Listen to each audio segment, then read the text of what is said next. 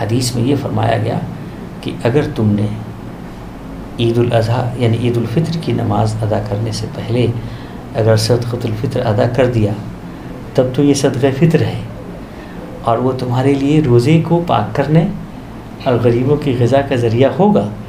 لیکن اگر تم نے عید کی نماز ادا کرنے کے بعد صدقہ فطر ادا کیا تو تم کو صدقہ فطر کی وہ فضیلت حاصل نہیں ہوگی جو تمہارے روزوں کو پاک کرنے والی ہو، بلکہ وہ صرف تمہارا جنرل صدقہ ہو. جی السلام علیکم ورحمۃ اللہ. ملت ٹائمز میں آپ کا خیر مقدم ہے. میں ہوں آپ کی ہوسٹ زمرین فاروق. آج ہمارے درمیان مفتی احمد نادر القاسمی صاحب موجود ہیں. ہم ان سے بات کریں گے رمضان اور عید کے متعلق. مفتی صاحب آپ کا خیر مقدم ہے ہمارے پروگرام میں.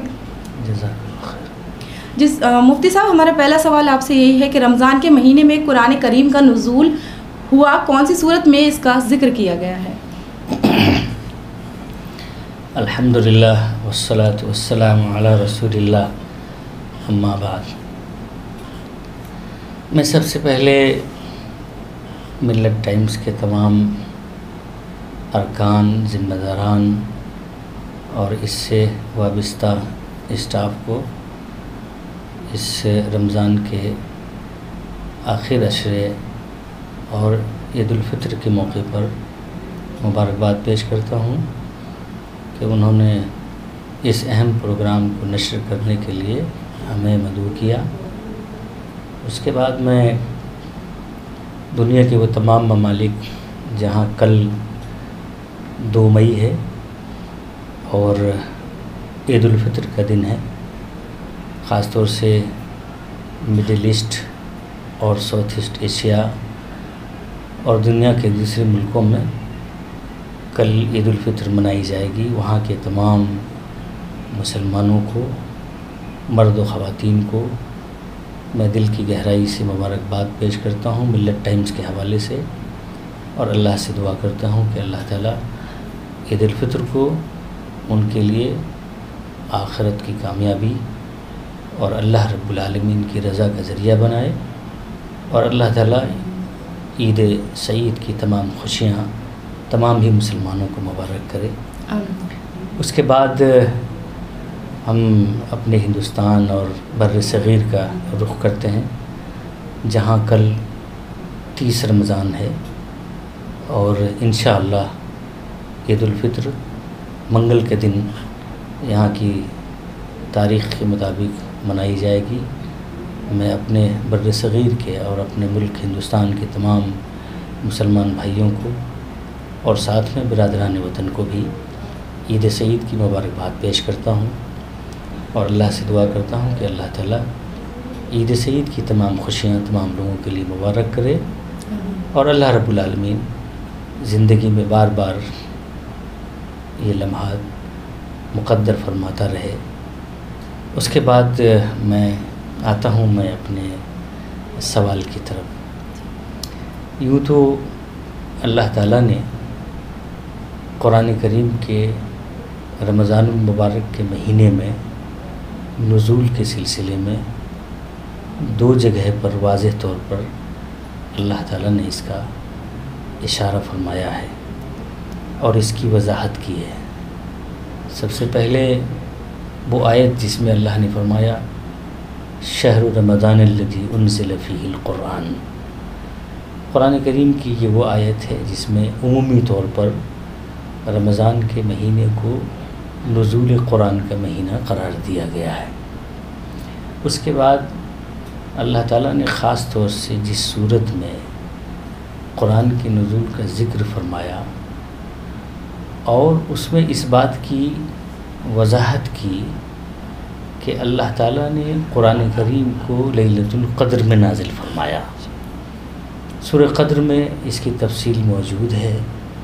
اللہ تعالیٰ کا ارشاد ہے انا انزلناہ فی لیلۃ القدر وما ادراک ما لیلۃ القدر لیلۃ القدر خیر من الف شہر تنزل الملائکۃ والروح فیہا بإذن ربہم من کل امر سلام ہی حتی مطلع الفجر.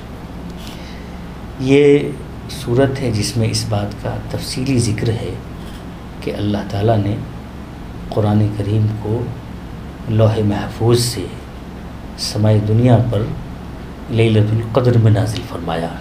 اس کے بعد پورے رسول اللہ صلی اللہ علیہ وسلم کے 23 سالہ دور نبوت میں سمائی دنیا سے جیسے جیسے انسانوں کو جیسی ضرورت پیش آئی اور جس طرح کے سوالات رسول اللہ صلی اللہ علیہ وسلم کو اور اس وقت کے مسلمانوں کو درپیش ہوئی، اللہ کی طرف سے احکام پورے 23 سال میں اترتے رہے۔ اس اعتبار سے اگر دیکھا جائے تو نزول قرآن کا جو ایک بار لوح محفوظ سے جس کا تذکرہ ہے وہ سورہ قدر میں اللہ نے، جیسا کہ میں نے آپ کے سامنے تلاوت کی، اس میں اس کا ذکر ہے کہ لیلۃ القدر میں اللہ تعالیٰ نے قرآن کو نازل فرمایا۔ اور لیلۃ القدر کے بارے میں یہ بات تقریباً الحمدللہ مسلمانوں میں عام ہے کہ رمضان کے آخر عشرے کی جو 5 راتیں ہیں، 21ویں شب، 23ویں شب، 25ویں شب، 27ویں شب اور 29ویں شب، یہ لیلۃ القدر ہیں۔ گویا اللہ رب العالمین کی طرف سے لوح محفوظ سے قرآن کریم کے نزول کے یہ 5 راتیں ہیں جو لوح محفوظ سے سمائی دنیا پر اللہ تعالیٰ نے نازل فرمایا۔ اس کے بعد پھر پورے 23 سال کے عرصے میں قرآن حسب ضرورت نازل ہوتا رہا، پھر اس کی تکمیل ہوئی۔ پھر اللہ تعالیٰ نے اس کو حجۃ الوداع کے موقع پر جو ارشاد فرمایا، الیوم اکملت لکم دینکم واتممت علیکم نعمتی ورضیت لکم الاسلام دینا۔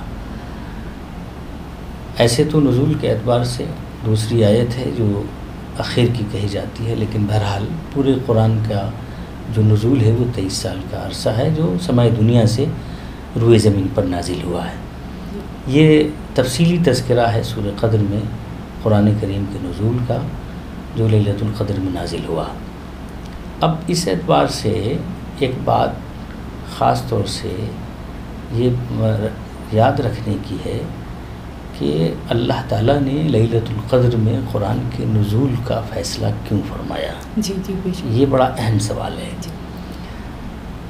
دنیا کی سب سے عظیم ترین شے انسانوں کے لیے، اس کی سماجی زندگی کے لیے، اس کو اس دنیا میں زندگی گزارنے کے لیے، زمین میں عدل اور انصاف کے قیام کے لیے، انسانوں کے حقوق کی ادائیگی کے لیے جو دنیا کی سب سے عظیم شے ہو سکتی ہے وہ قرآن کریم ہے، جو اللہ تعالیٰ نے اپنے نبی کے ذریعے سے انسانوں، قیامت تک آنے والے انسانوں کو عطا فرمایا۔ اور سب سے اہم بات یہ ہے کہ قرآن کریم میں وہ احکام بیان ہوئے جو احکام اس سے پہلے کی آسمانی کتابوں میں موجود نہیں تھے، اور اگر تھے بھی تو کچھ تھے، تمام احکامات نہیں تھے۔ اور چونکہ قرآن کریم کے بعد رسول اللہ صلی اللہ علیہ وسلم آخری نبی ہیں اور اللہ کی طرف سے وحیوں کا یہ آخری سلسلہ ہے جو قرآن کریم کی شکل میں امت کے سامنے موجود ہے، اس کے بعد پھر اللہ تعالیٰ کی طرف سے کوئی وحی آنے والی نہیں تھی۔ اللہ نے وہ تمام احکام نازل فرمائے قرآن میں۔ ایسی عظیم شے کا انتخاب اللہ تعالیٰ نے لیلۃ القدر میں کیا۔ اس سے اس بات کا اندازہ لگایا جا سکتا ہے کہ یہ رات اپنی فضیلت، اپنی برکت اور اپنی سعادت کے اعتبار سے کتنی عظیم الشان ہوگی۔ اس لیے رسول اللہ صلی اللہ علیہ وسلم نے لیلۃ القدر کے اہتمام، قرآن کریم کی تلاوت، اس سے انسانوں کا رشتہ مضبوط سے مضبوط تر ہو جائے، انسان اس کو قرآن کی حقیقت کو اپنی روح میں اتار لے، لیلۃ القدر کی تلاش اور لیلۃ القدر کے اہتمام کا حکم فرمایا۔ یہ ایک عظیم انقلابی شے ہے۔ اب اس کے بعد پھر آگے دیکھتے ہیں ہم تو لیلۃ القدر کی جہاں تک فضیلت کی بات ہے تو سب سے پہلی چیز تو یہ ہے کہ اللہ تعالیٰ نے لیلۃ القدر میں قرآن کو نازل فرمایا۔ اس کی دوسری فضیلت یہ ہے کہ اللہ رب العالمین کی طرف سے لیلۃ القدر میں رحمت کے فرشتے آتے ہیں۔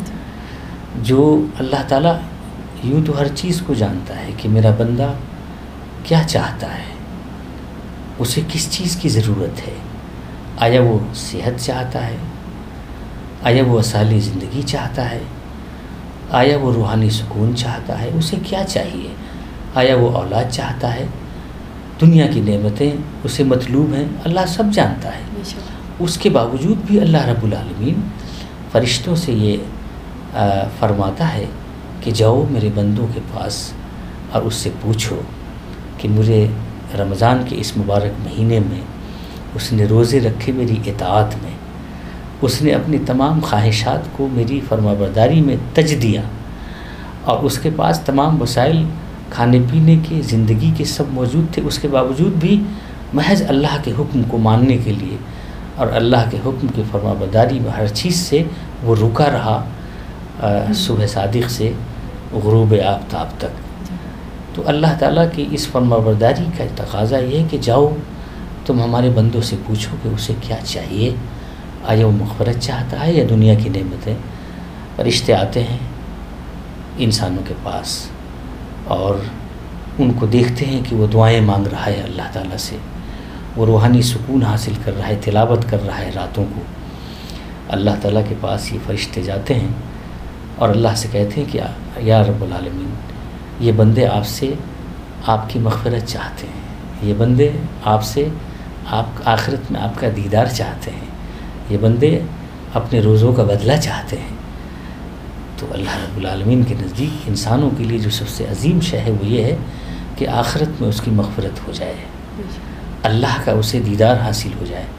تو اللہ تعالیٰ فرشتوں سے کہتا ہے جاؤ میرے بندوں میں اس بات کو عام کر دو کہ ہم نے اپنے بندے کو معاف کر دیا، اسے مغفرت کا پروانہ دے دیا۔ تو لیلۃ القدر کی سب سے پہلی فضیلت یہ ہے کہ اللہ رب العالمین نے قرآن جیسی عظیم کتاب نازل فرمائی جس کے برابر دنیا کی کوئی کتاب نہیں ہے، اور اس سے پہلے جتنی کتابیں نازل ہوئی ہیں آسمان سے، چاہے وہ انجیل ہو، چاہے وہ زبور ہو، چاہے وہ توریت ہو یا دیگر صحف ہوں جو انبیاء کرام پر نازل ہوئی، ان تمام صحف کے لیے یہ قرآن کریم مہیمن ہے۔ مہیمن کو عربی زبان میں کہتے ہیں ایسی شے کو جو کمانڈ کرتی ہو، گویا قرآن کریم ایک ایسی کتاب ہے جو موجودہ اور اس سے پہلے جتنی بھی چیزیں آسمان سے نازل ہوئیں، اگر کسی چیز کے صحیح ہونے کی اگر تصدیق کرتی ہے تو اسے صحیح کہا جائے گا، اور اگر قرآن کریم اس کی تردید کرتی ہے تو اسے صحیح نہیں کہا جائے گا۔ یہ قرآن کو رتبہ حاصل ہے۔ ایسی کتاب روئے زمین پر نازل ہوئی رسول اللہ صلی اللہ علیہ وسلم کی ذات گرامی پر، اور اللہ کے رسول نے اس پوری امانت کو انسانیت تک پہنچایا۔ ایک یہ ہے۔ دوسری فضیلت یہ ہے کہ اللہ تعالیٰ فرشتوں کو بھیجتا ہے انسانوں کے پاس، اور پوری رات رحمتیں نازل ہوتی رہتی ہیں انسان کی ضرورتوں کی۔ یہ سلسلہ اللہ تعالیٰ کی طرف سے اس مہینے کا ہے، اور اس سے بڑھ کے اللہ تعالیٰ نے فرمایا کہ یہ ایسی رات ہے جس کی ایک رات ایک مہینے کے برابر ہے۔ لیلۃ القدر خیر من الف شہر، یعنی 1000 رات سے زیادہ فضیلت رکھنے والی ایک رات ہے۔ اگر آپ ان 5 راتوں کو اگر آپ ملٹیپلائی کریں گے 1000 سے تو 25,000 راتیں ایسی قرار پاتی ہیں۔ ایسی 25,000 راتوں کا ثواب اللہ رب العالمین نے اس ایک رات میں رکھا ہے۔ کتنا عظیم انعام ہے اللہ رب العالمین کا۔ اس کے بعد پھر رمضان کا آخر عشرہ ہے، اسی میں اعتکاف ہوتا ہے۔ یہ 4 انعامات ہیں رمضان کے آخر عشرے کے۔ یہ چیزیں تھیں جس کی وجہ سے اللہ تعالیٰ نے رمضان کے آخر عشرے اور لیلۃ القدر کو قرآن کریم کے نزول کے لیے اللہ رب العالمین نے متعین فرمایا۔ جی بالکل۔ عید کیا ہے اور رمضان کے بعد عید کیوں منائی جاتی ہے؟ یہ سوال بھی آپ کا بڑا اہم ہے، اور اس چیز کو سمجھنا چاہیے کہ عید الفطر کا فلسفہ کیا ہے۔ جی میں آپ کو عید الفطر کے فلسفے سے متعلق میں آپ کو اسلام کا وہ فلسفہ بتلاتا ہوں کہ اللہ تعالیٰ نے خوشیوں کے وہ تمام مقامات اور خوشیوں کے وہ تمام ایام اللہ نے مسلمانوں پر اور امت پر کیوں واجب فرمائے ہیں؟ اگر آپ عید الفطر کو لے لیں تو پورے رمضان جو اللہ رب العالمین کی توفیق سے اور اللہ کے حکم سے ہم نے روزے رکھے، اگر اللہ تعالی ہمیں طاقت نہ دیتا، اللہ تعالی ہمیں صبر کی صلاحیت نہ دیتا، اور اللہ تعالی پورے دن ہر چیز سے دور رہنے، کھانے سے، پینے سے اور بھوک اور پیاس کی شدت کو برداشت کرنے کی صلاحیت اللہ تعالی ہمیں نہ عطا فرماتا تو ہم 1 مہینے کے روزے نہ رکھتے۔ یہ محض اللہ رب العالمین کی توفیق کے نتیجے میں ہوا۔ یہ بہت بڑی نعمت ہے اللہ تعالیٰ کی کہ اللہ تعالیٰ انسان کو، خاص طور سے مسلمانوں کو، یہ ہمت دیتا ہے، یہ حوصلہ دیتا ہے، صبر کی صلاحیت دیتا ہے کہ وہ اللہ کی فرما برداری میں پورے مہینے کے روزہ رکھتا ہے۔ اللہ کی طرف سے اس انعام کا تقاضا یہ ہے کہ اللہ رب العالمین کا شکر ادا کیا جائے۔ جیسے کہ اسلام کا فلسفہ ہے کہ اللہ تعالیٰ جب انسان کو نعمتیں عطا فرماتا ہے تو سب سے پہلی چیز یہ ہے، انسان کے اوپر یہ فرض ہوتا ہے کہ وہ رب العالمین کا سب سے پہلے شکر ادا کرے کہ وہ خالق کائنات، وہ رحیم، وہ کریم اللہ نے ہمیں یہ نعمت عطا فرمائی۔ تو دراصل عید الفطر جو ہے اس کا فلسفہ یہ ہے کہ یہ نماز شکرانہ ہے، اور اسلام کا یہ فلسفہ ہے کہ جب بھی انسان کو اللہ تعالیٰ کا شکر ادا کرنا ہوتا ہے تو اس کے 2 طریقے ہوتے ہیں۔ سب سے پہلا طریقہ یہ ہے کہ وہ زبان سے اللہ کا شکر گزار بندہ بنے اور یہ کہے کہ اے میرے پروردگار، اگر آپ نے ہمیں یہ طاقت نہ دی ہوتی اور آپ نے اگر یہ صلاحیت اور صبر کا ملکہ ہمیں نہ دیا ہوتا تو ہم اس 1 مہینے کا روزہ نہ رکھ پاتے۔ اس کا تقاضا یہ ہے کہ ہم تیری بارگاہ میں سجدہ شکر بجا لاتے ہیں اور ہم اپنی زبان سے ہزار تیرا شکر ادا کرتے ہیں۔ اور اس سے بڑھ کے جو شکر ہے وہ اسلام کا سب سے اعلیٰ درجہ یہ ہے کہ انسان اللہ رب العالمین کی بارگاہ میں شکر کے لیے سجدے میں چلا جائے۔ تو یہ آپ نے دیکھا ہوگا کہ جو عید الفطر کی جو نماز ادا کی جاتی ہے، جب انسان اس کی نیت کرتا ہے تو یہ کہتا ہے کہ 2 رکعت نماز عید الفطر واجب۔ یہ واجب کیوں ہے؟ گویا یہ 2 رکعت جو ہیں وہ اللہ تعالیٰ کی ان نعمتوں کا شکریہ ہے، اور اللہ کا شکر انسان پر واجب ہے کہ اللہ نے یہ نعمت دی ہے۔ یہ دراصل فلسفہ ہے۔ اسی طرح سے اگر آپ بقرعید کو دیکھیں، موسم حج کو دیکھیں، اس کے علاوہ دیگر جو خوشیوں کے، یوں تو سب سے بڑے مقامات جو خوشی کے ہیں وہ عید اور بقرعید کے ہیں۔ اللہ تعالیٰ پورے سال ہمیں صحت دیتا ہے، ہمیں تندرستی دیتا ہے، ہمیں نعمتیں عطا فرماتا ہے۔ یہ پورے سال جو مجھے زندگی ملتی ہے، یہ جو عید الاضحیٰ ہے وہ عید الاضحیٰ بھی دراصل اللہ رب العالمین کا شکریہ ہے، جو شکریہ ہم جانوروں کو قربان کر کے ادا کرتے ہیں۔ تو شکر جو ہے وہ انسان کے اوپر واجب ہے۔ عید کا فلسفہ یہ ہے کہ یہ ہم خوشیوں کے ساتھ اور مسرتوں کے ساتھ بارگاہ خدا بندی میں گھر سے باہر نکل کر عیدگاہوں میں اور میدانوں میں جا کر اللہ رب العالمین کا شکر ادا کرتے ہیں، جو ہمیں رمضان کا یہ مبارک مہینہ اپنے فضل سے، اپنے کرم سے عطا فرمایا اور روزے رکھنے کی سعادت عطا فرمائی۔ یہ دراصل اس لیے ہم لوگ عید الاضحیٰ کی، عید الفطر کی نماز ادا کرتے ہیں اور ہم خوشیوں کا اظہار کرتے ہیں۔ عموماً یہ دیکھا جاتا ہے کہ عید کے روز صبح سویرے سب مسجدوں میں جا کے نماز ادا کرتے ہیں، تو اسلام میں اور شریعت کے مطابق مسلمانوں کو عید پر کرنا کیا چاہیے؟ جی سب سے پہلی بات یہ ہے کہ حدیث میں اللہ کے رسول صلی اللہ علیہ وسلم نے جی عید الفطر کو ایک تو نماز ادا کرنے جی اور اپنے بچوں کے ساتھ اظہار مسرت کرنے، جی انسانوں کو ایک دوسرے کو کی خوشیوں کی مبارکباد دینے جی اور ایک دوسرے کو خوشی میں شریک کرنے، اور اس کا بہتر سے بہتر طریقہ یہ ہو سکتا تھا کہ سب سے پہلے آدمی نماز ادا کرے اور نماز ادا کرنے کے بعد اپنے گھر کو آپ واپس آئے، اپنے بچوں کو خندہ پیشانی سے مسکراتے ہوئے اس سے ملاقات کرے،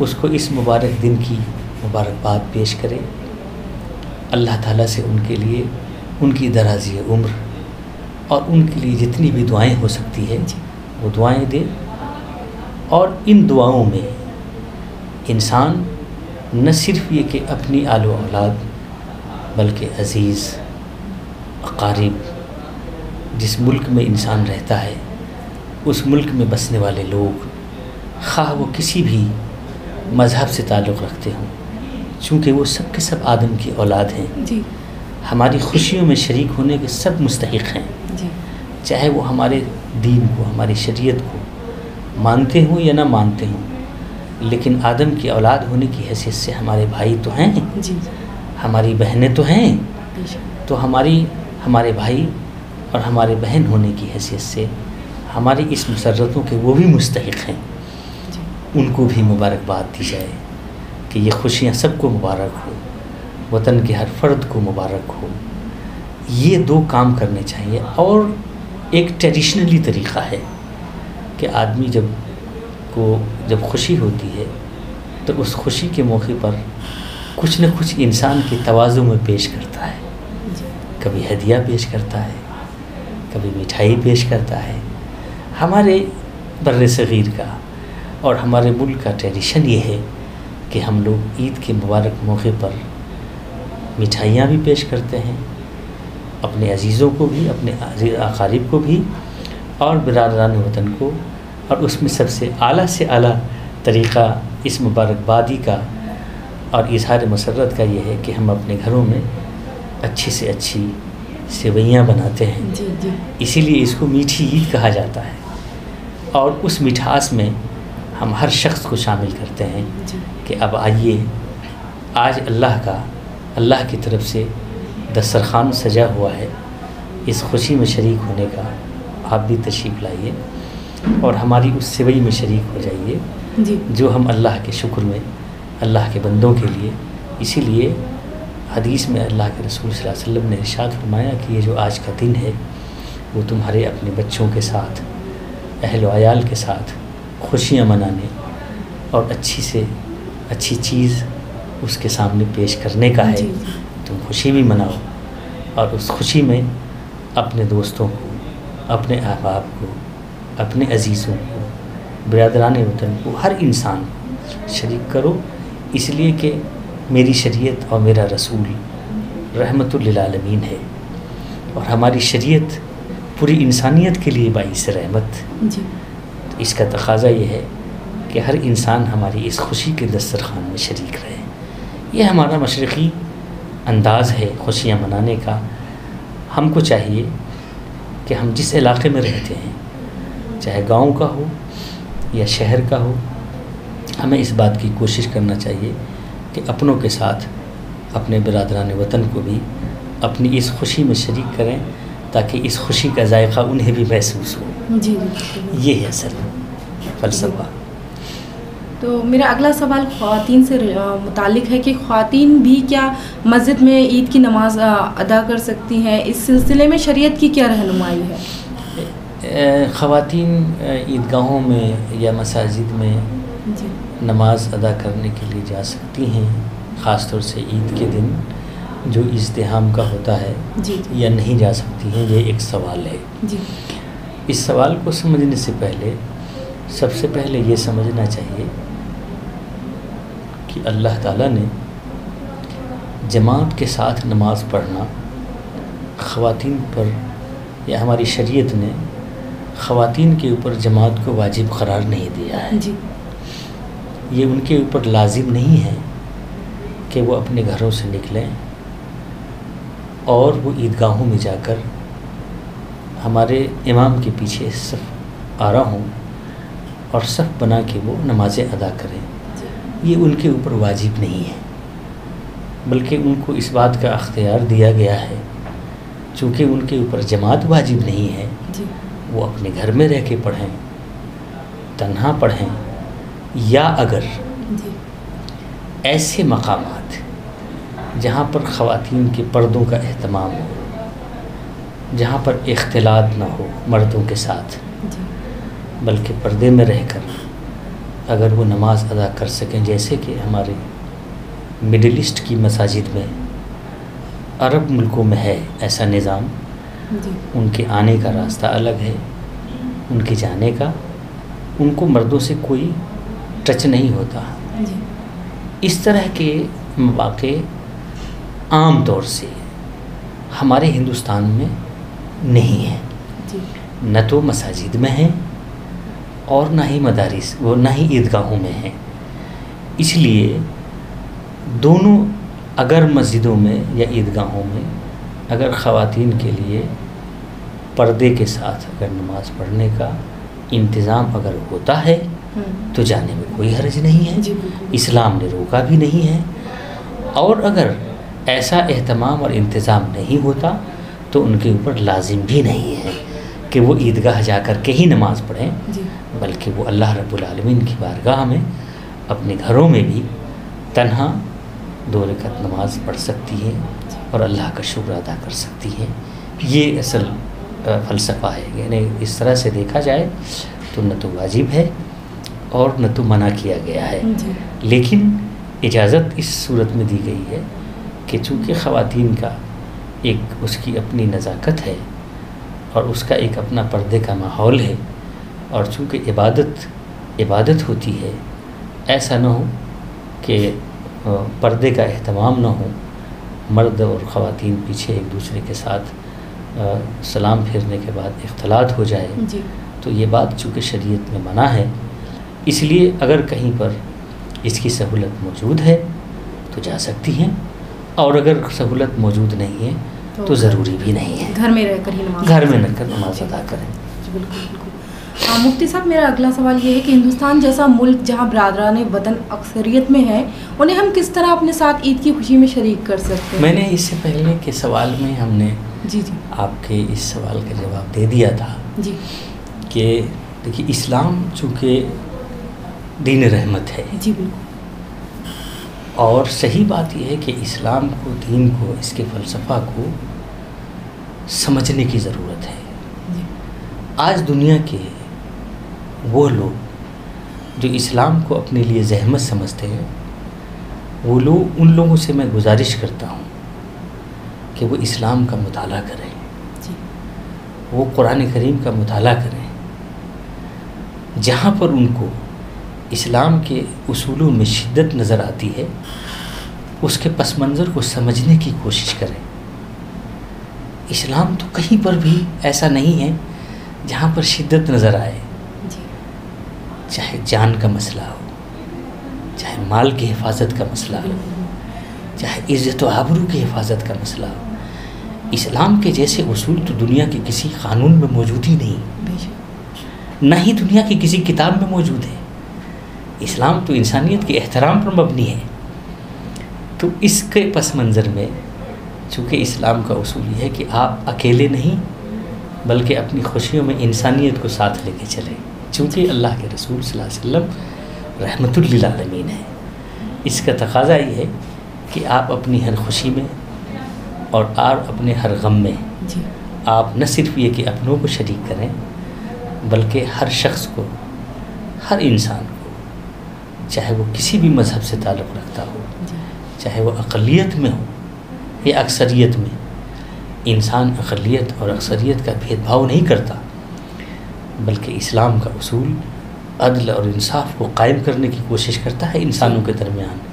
اس لیے اس کا تقاضا یہ ہے کہ مسلمانوں کی خوشیوں سے اور مسلمانوں کے اصولوں سے اور اسلام سے بیزاری کے بجائے اس سے قربت اختیار کیا جائے اور اس کو سمجھنے کی کوشش کی جائے۔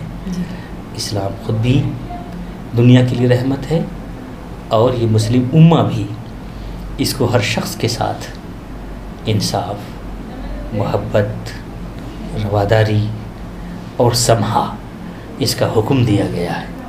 اس کا تقاضا یہ ہے کہ ہر شخص کو اس میں شریک رکھے اور سب کو ساتھ لے کے چلے، بلکہ دوست ہو یا دشمن۔ آج جس نے ہمارے ساتھ اگر زیادتی کی ہے تو اسلام کی محبت کا تقاضا یہ ہے کہ آپ ان کو کہیے آپ تشریف تو لائیے میرے یہاں، آپ یہ تو دیکھیے کہ ہم آپ سے نفرت کرتے ہیں یا ہم آپ سے محبت کرتے ہیں، آپ قریب تو آئیے، آپ ہمارے گھروں میں تو آئیے، ہم حسن اخلاق کے ساتھ خاص طور سے اس مبارک موقع پر اگر ہم اس کو شریک کریں گے تو انشاءاللہ اس ملک سے نفرتیں بھی کم ہوگی۔ انسانوں کے درمیان جو ایک خلیج قائم کر دی گئی ہے ان نفرتوں کی وجہ سے وہ ہارٹ سسٹم جو ہے وہ بھی کم ہوگا، اور انشاءاللہ ایک دوسرے سے قریب بھی ہوں گے، اور اس کا فائدہ ملک کو ہوگا۔ ملک میں اچھی فضا بنے گی، ملک آگے بڑھے گا، ملک محبتوں کے ساتھ ترقی کرے گا۔ اس لیے بھی ضروری ہے کہ ہم سب ساتھ مل کے خوشیاں منائیں۔ ہم سب کو دعوت دیتے ہیں ملت ٹائمز کی اس مبارک پروگرام کے حوالے سے کہ آپ آئیے، ہماری خوشیوں میں شریک ہوئیے، ہمارے ساتھ میٹھی سیوئی کھائیے، اور پھر دیکھیے ہم آپ سے محبت کرتے ہیں یا ہمیں آپ سے دشمنی ہے۔ جی بالکل۔ مفتی صاحب، میرا ایک اہم سوال ہے آپ سے زکوٰۃ کے متعلق کہ اسلام میں زکوٰۃ کتنی ہونی چاہیے اور کن لوگوں پر یہ فرض ہے، اور زکوٰۃ کیا ہے اس کے بارے میں؟ ایسے تو اب زکوٰۃ کا اسلام کا ایک پورا نظام اور پورا سسٹم ہے، اور ہر مسلمان اس بات سے آشنا ہے کہ اسلام کے 5 بنیادی ارکان میں سے ایک پلر زکوٰۃ بھی ہے۔ جو زکوٰۃ ہر ایسے مسلمان پر، عاقل ہو، بالغ ہو، مسلمان ہو، مرد ہو یا عورت ہو، اور مالدار ہو، اس کے اوپر شریعت نے 2.5% کے حساب سے، یعنی اگر کوئی مسلمان 7.5 تولہ سونا یا 52.5 تولہ چاندی یا دونوں ملا کر اگر 52.5 تولہ چاندی کے برابر، چونکہ اگر 52.5 تولہ چاندی کو اگر ہم زکوٰۃ کا اسٹینڈرڈ مانتے ہیں تو اس سے غریبوں کا بھلا ہوتا ہے، غریبوں تک اس کا حق پہنچتا ہے۔ اس لیے اگر ایسے ملکوں میں جو خط افلاس سے یا ترقی پذیر ہیں، ان ملکوں میں جس کی کرنسی کمزور ہے، ایسے ملکوں میں اگر چاندی کا نصاب زکوٰۃ کے لیے اگر اس کو اسٹینڈرڈ مانا جائے، اور 52.5 تولہ چاندی، چونکہ اس وقت جو چاندی کی قیمت ہے وہ 68,000 پر kg ہے، تو اس اعتبار سے اگر ہم 52.5 تولہ چاندی کو اگر لیتے ہیں تو آپ اس کا آدھا یا تھوڑا سا اس سے زیادہ آپ اس کی قیمت لگا لیں گے، تو چاہے وہ 36,000 ہو یا 37,000 کے آس پاس ہو، اتنے پر بھی ایک مسلمان مرد اور ایک مسلمان عورت پر زکوٰۃ واجب ہو جاتی ہے کہ وہ اتنے پیسے کا 2.5% زکوٰۃ سال کے کسی بھی مہینے میں، چاہے وہ رمضان میں نکالے، غیر رمضان میں نکالے، اس کے اوپر فرض ہے کہ وہ اپنے اس مال کا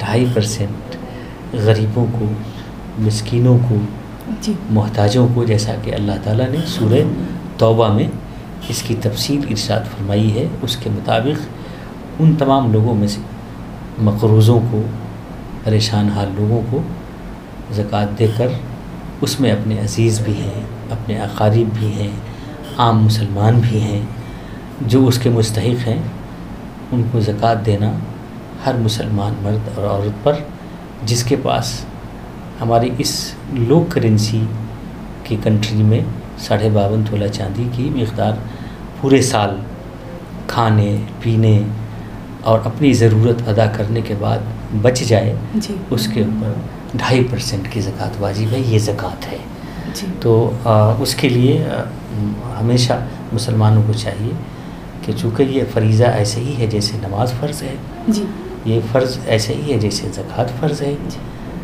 جیسے روزہ فرض ہے، اسی طریقے سے حج فرض ہے، زکوٰۃ بھی اسی طرح سے ایک فرض ہے۔ مسلمانوں کو اس میں کوتاہی نہیں کرنی چاہیے، ہر مسلمان کو ٹھنڈے دماغ سے سوچنا چاہیے کہ اگر ہمارے پاس اتنی مالیت موجود ہے جی تو اس کو زکوٰۃ نکالنے کا اہتمام کرنا چاہیے۔ جی اور رمضان کے مہینے میں چونکہ اللہ تعالیٰ ہر نیکی کو بڑھا دیتا ہے ثواب کے اعتبار سے، تو رمضان کے مہینے میں بالعموم مسلمان زکوٰۃ نکالنے کا بھی اہتمام کرتے ہیں، جی لیکن اس کے لیے کوئی قید نہیں ہے کہ وہ رمضان ہی میں نکالے، چونکہ یہ فرض ہے، اس کو اللہ تعالیٰ نے پورے سال کے لیے رکھا ہے، کبھی وہ نکال سکتا ہے۔ یہ فلسفہ ہے زکوٰۃ کا۔ تو میں نے آپ کو ایک شارٹ میں بتلایا، اس میں بزنس مین بھی ہیں، جی اس میں دکاندار بھی ہیں، اس میں پراپرٹی کی خرید و فروخت کرنے والے لوگ بھی ہیں، ایسی تمام کی تمام چیزیں جو مالی تجارت ہو اور جس کے اندر ڈیولپ کرنے کی صلاحیت ہو موجود ہو، چاہے وہ زمین کا کاروبار ہو، جی غلوں کا ہو، جی کپڑوں کا ہو، یا اور دیگر ایسی چیزیں جو تجارتی ہیں اور اس کی خرید و فروخت ہوتی ہے اور اس میں لوگ مال لگاتا ہے، ان تمام کی قیمتوں کو آدمی یکجا کرے گا زکوٰۃ نکالتے وقت، جی اور اس کی قیمت کو یہ دیکھے گا کہ اگر وہ 52.5 تولہ چاندی کے برابر ہے تو اس کے حساب سے چاہے وہ 10 لاکھ ہو، 15 لاکھ ہو، 20 لاکھ ہو، 1 کروڑ ہو، اس کا 2.5% یہ اسلام کا چیریٹی نظام ہے۔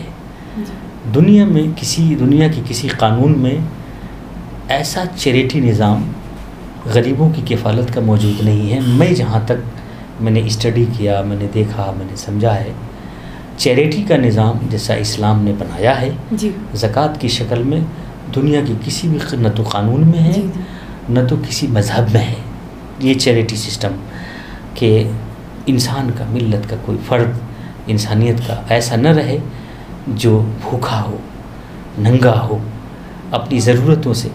اللہ تعالیٰ نے انسانوں پر یہ احسان کیا کہ اس چیریٹی نظام کو اللہ تعالیٰ نے قائم فرمایا۔ جی ہم اللہ تعالیٰ کا اس نظام کے قائم کرنے پر شکر ادا کرتے ہیں کہ اللہ رب العالمین نے غریبوں کی پرورش کے لیے زکوٰۃ جیسا نظام اللہ تعالیٰ نے ہمارے اوپر فرض قرار دیا ہے۔ جی مفتی صاحب، اب صدقہ فطر کیا ہے جی۔ اور کن لوگوں پر یہ واجب ہے، اس کا مقصد کیا ہے اور کس طرح اس کی ادائیگی کی جائے؟ میں آپ کا شکر گزار ہوں کہ آپ نے عید الفطر کے اصل مقصد کی طرف ہماری رہنمائی کی اپنے سوال کے ذریعے سے۔ جی دیکھیے، حضرت عبداللہ بن عباس رضی اللہ تعالیٰ عنہما سے ایک حدیث مروی ہے، فرض رسول اللہ صلی اللہ علیہ وسلم زکوٰۃ الفطر، اس کے جو الفاظ ہیں وہ فرماتے ہیں کہ اللہ کے رسول صلی اللہ علیہ وسلم نے زکوٰۃ فطر کو یعنی واجب فرمایا، فرض کیا ہے جی مسلمانوں پر۔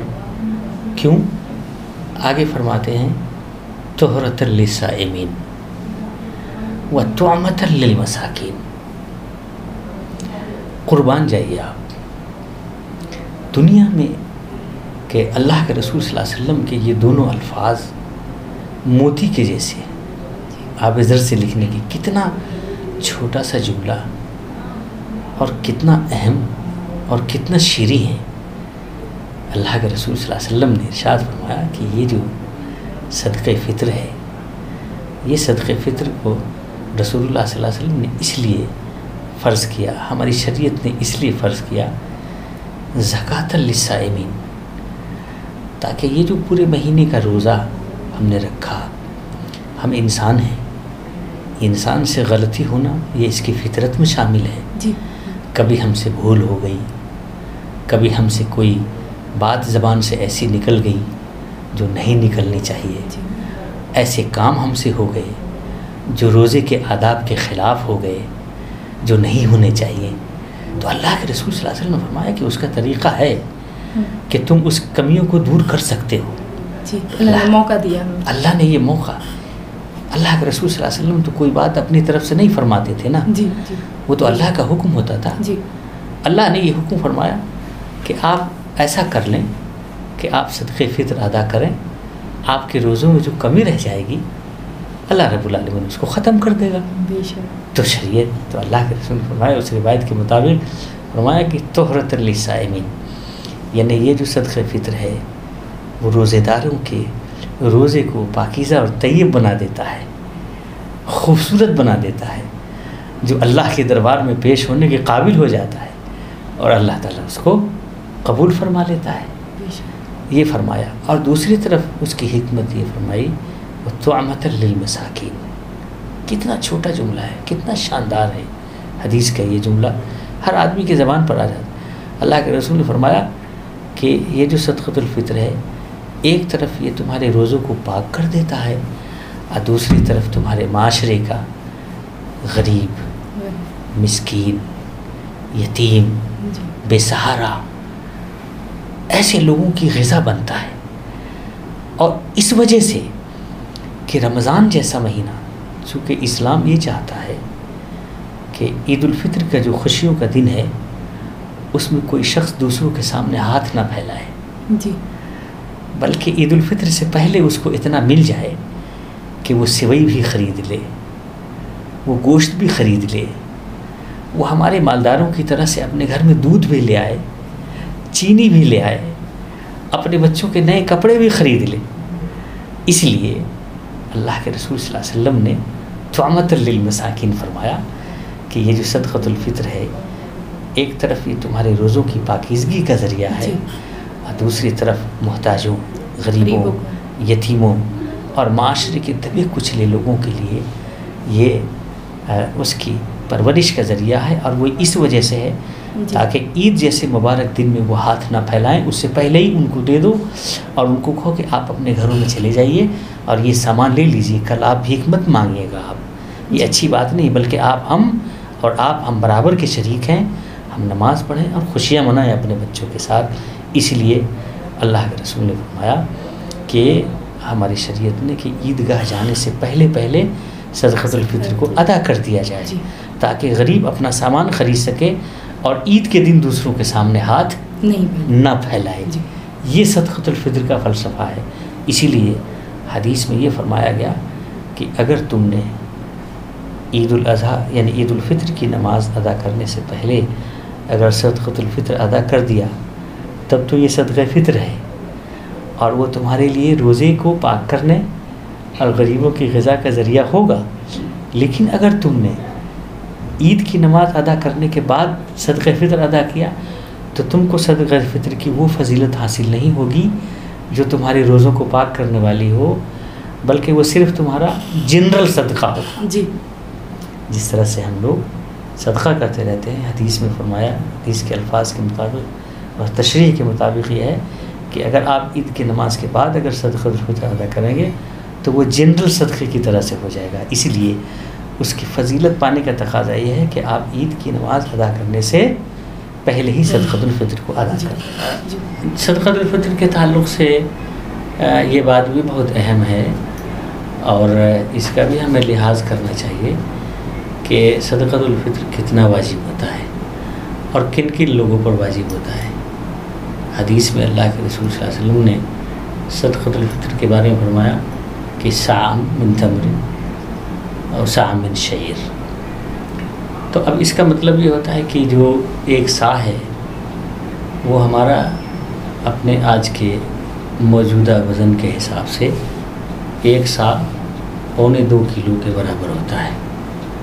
1.25 کلو کی یا تو قیمت آدمی ادا کرے گا صدقۃ الفطر میں، یا خود اناج ادا کرے گا، یہ صدقۃ الفطر ہے۔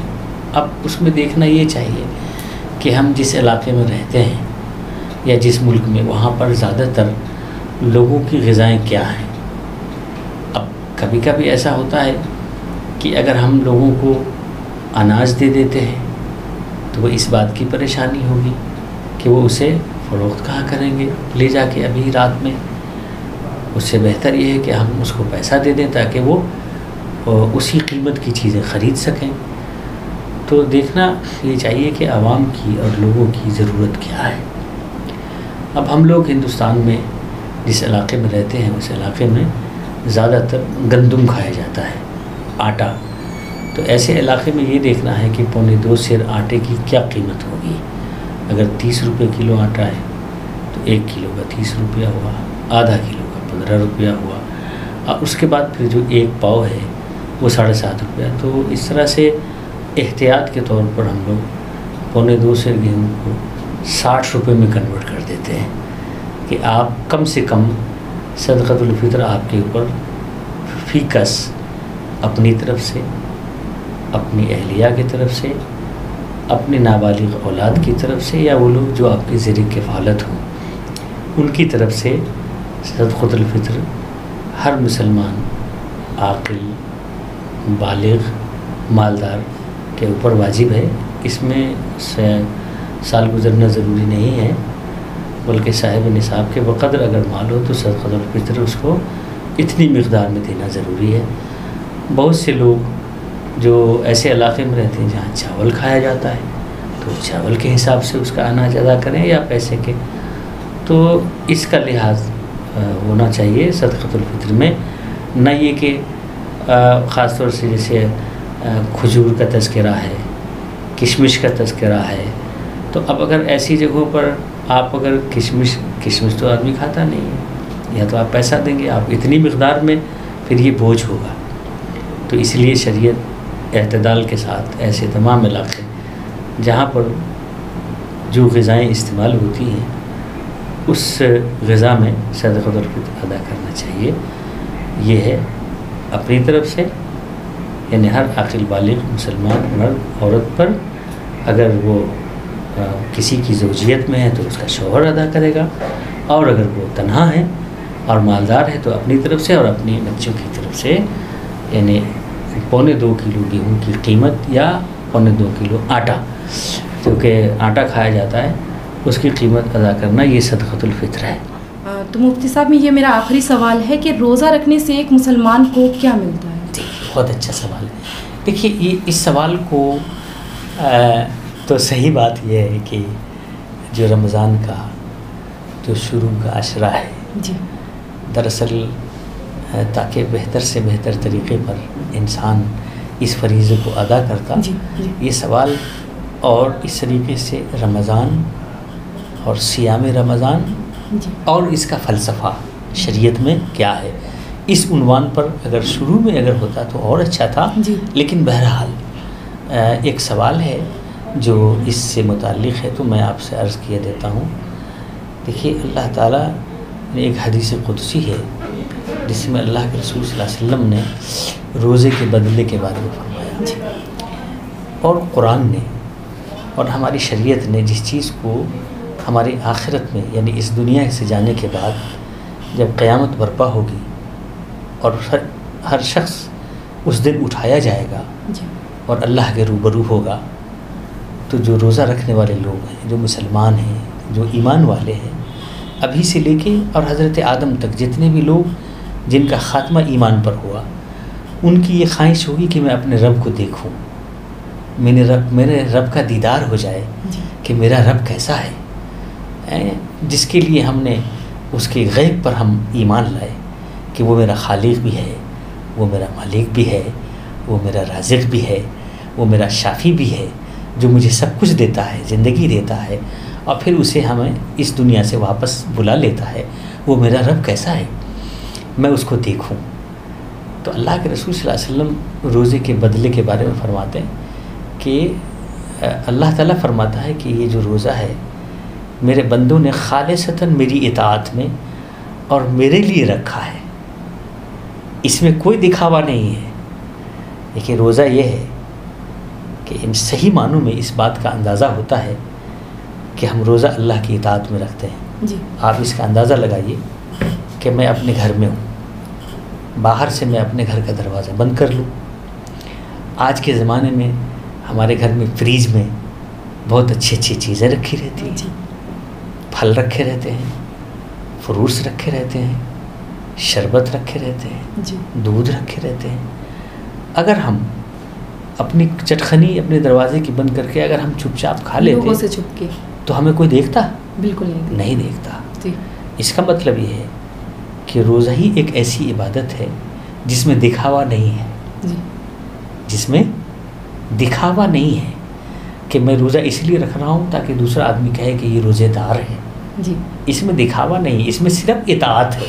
جی. میں اپنے رب کی فرما برداری میں رکھ رہا ہوں کیونکہ میرا رب ہر جگہ سے مجھے دیکھ رہا ہے. میں تو اپنے گھر میں بند ہو جاتا اور کھا لیتا. جی. تو مجھے دنیا تو نہیں دیکھتی. جی جی. لیکن ہم نے نہیں کھایا، کیوں؟ کہ میرا رب دیکھ رہا ہے. میں اپنے رب کی فرما برداری میں روزہ. تو اللہ کے رسول صلی اللہ علیہ وسلم نے ترمذی کی روایت کے مطابق یہ بات ارشاد فرمائی کہ اللہ تعالیٰ کہتا ہے کہ روزہ میرے لیے ہے، یعنی میرے بندوں نے صرف میری اطاعت میں روزہ رکھا ہے، اس لیے میں یا تو خود بطور خاص اس کا بدلہ دوں گا. جی.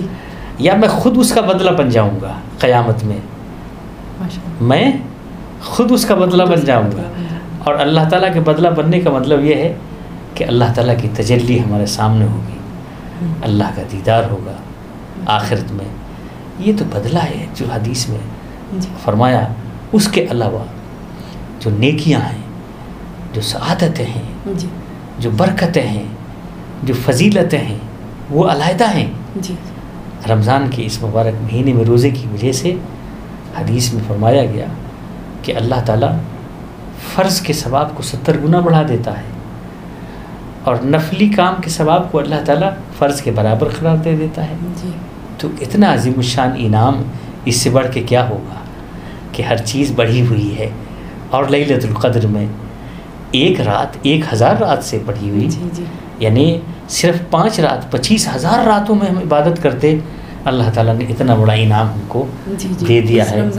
اس رمضان کے مبارک موقع پر وہ تمام کی تمام باتیں جو صدقۃ الفطر اس کے بارے میں کہی گئی ہیں، روزے کے بارے میں، رمضان کے اہتمام کے بارے میں، لیلۃ القدر کے بارے میں، زکوٰۃ کے بارے میں، برادران وطن کے ساتھ اظہار محبت، اظہار یکجہتی اور ہمدردی کے لیے، یہ تمام کی تمام باتیں اللہ رب العالمین ہماری طرف سے، ملت ٹائمز کی طرف سے اللہ تعالیٰ قبول اور منظور فرمائے.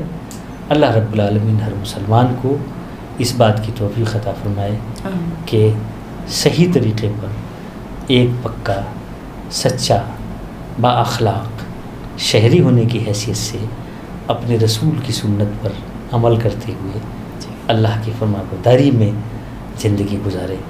وآخر دعوانا ان الحمدللہ رب العالمین. بہت بہت شکریہ مفتی صاحب. ہمارے ساتھ موجود تھے مفتی احمد نادر القاسمی صاحب. آپ کو ہماری یہ ویڈیو کیسی لگی کمنٹ کر کے ضرور بتائیے گا. اگر آپ کا کوئی مسئلہ ہے تو آپ اس پہ بھی ہمیں کمنٹ کر سکتے ہیں، ہم سے سوال کر سکتے ہیں. انشاءاللہ ہم اگلی ویڈیو میں آپ کے اس سوال کا جواب ضرور دیں گے. تب تک کے لیے اپنا خیال رکھیں، زیادہ سے زیادہ عبادت کریں اور اللہ حافظ.